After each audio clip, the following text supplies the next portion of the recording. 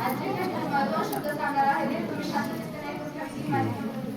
दुसरा चौका तो वाघाचा ठसा होता. दुसरा चौका तो वाघाचा ठसा होता. विचारा या सह्याद्रीला माझा शोभा कसा होता. विचारा या सह्याद्रीला माझा शोभा कसा होता.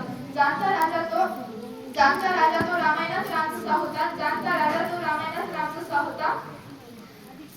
संस्कारातून जपला जाणे जिजाऊचा वसा होता. संस्कारातून जपला जाणे जिजाऊचा वसा होता. आज छत्रपती शिवाजी महाराज नावाच्या वादळाला जन्म देणारे वाघिणीबद्दल मी तुमच्या समोर बोलणार आहे. वाघिणीबद्दल मी तुमच्या समोर बोलणार आहे. जिच्या चरणाची धूळ कुंकवाच्या करंड्यात धरून माती धरावी. जिच्या चरणाची धूळ कुंकवाच्या करंड्यात धरून माती धरावी अशा राष्ट्रमाता राजमाता जिजाऊ यांची आज जयंती आहे.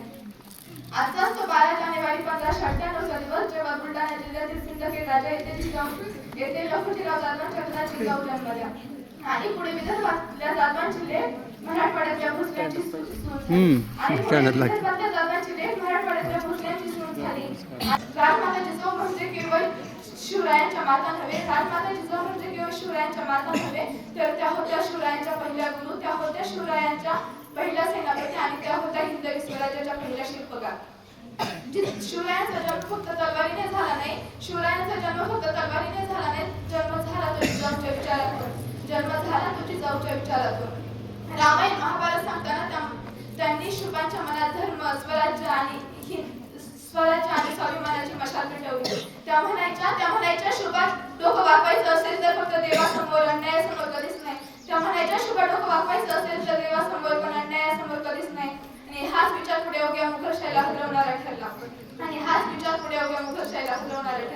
राजमाता जिजाऊ म्हणजे मंदिराचा उंच कळस, अंगणातली पवित्र तुळस, भजनात गुणगुणावी अशी संतवाणी आणि वाळवंटात प्यावे असे थंड पाणी. ज्यांनी फक्त शिवरायच घडविले नाही तर संभाजी महाराज नावाचा छावा सुद्धा घडवला. ज्यांनी फक्त शिवरायच घडविले नाही तर संभाजी महाराज नावाचा छावा सुद्धा घडवला. अशा आदिशक्तीचे रूप, अवघ्या स्वराज्याची माता, अशा आदिशक्तीचे